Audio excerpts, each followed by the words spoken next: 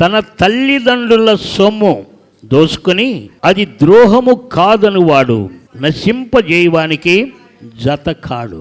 జాగ్రత్త గ్రహించండి.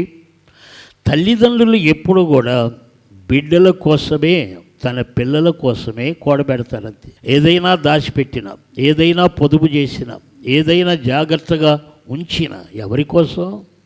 తల్లిదండ్రుల కోసం. తల్లిదండ్రులు పిల్లల కోసం దాచి ఉంచుతారు. కానీ నేటి రోజులు ఎలా ఉన్నాయి? తల్లిదండ్రులను ప్రేమించని తరం ఎక్కువైపోయింది నేటి జనాల్లో. తల్లిదండ్రులను ప్రేమించని తరం వచ్చేసింది ఇప్పుడు.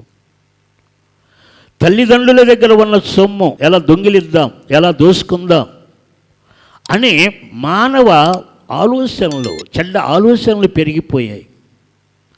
తల్లిదండ్రులు సంపాదించేది బిడ్డల కోసమే. దాచిపెట్టినా రేపు బిడ్డలకే ఇస్తారు కానీ ఎవరికో ఇవ్వరు. కానీ ఇక్కడ దేవుడు చెప్పే మాట వినండి. తన తల్లిదండ్రుల సొమ్ము దోసుకోవద్దు. వాళ్ళ ప్రేమతో ఇస్తారు, నీకే ఇస్తారు.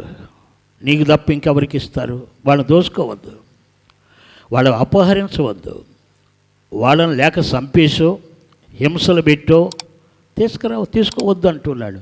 ఈరోజు ఎంతమంది తల్లులను చంపుతూ ఉన్నారండి. సారాయికి డబ్బులు ఇవ్వలేదని, బ్రాందీకి డబ్బులు ఇవ్వలేదని బానిసలైపోయి, ఆ చెడుగునకు బానిసలైపోయి, దుర్గుణాలకు బానిసలైపోయి, డబ్బు దొరక్క మోసాలు చేసి ఆ దాహం తీరక ఇక తల్లుల్నే చంపేసి, ఆ బీదరికంలో ఏదో కొంచెం తన దగ్గర ఉంటే చంపేసి అదే తీసుకెళ్ళి వెళ్ళిపోతున్నారు.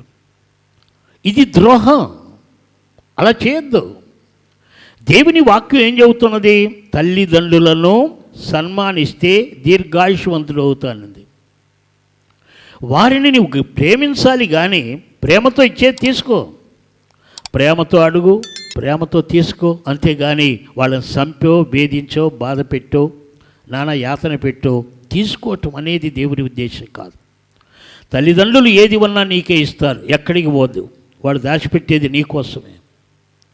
పరాయి వారికి ఎందుకు ఇస్తారండి? అది నీకే ఇస్తారు. ఎవరికి ఇస్తారు? ఎందుకు ఇస్తారు? అందుకే ఇలాంటి అగత్యాలకు పాల్పడకూడదు. మనం దేవుని పిల్లలంగా మనం నీతి నేర్చుకోవాలి. లోకమంతా అవినీతిలో వెళ్ళిపోతుంది. ఆ అవినీతి మనకొద్దు. దేవుడు చెప్పే నీతి నేర్చుకుందాం.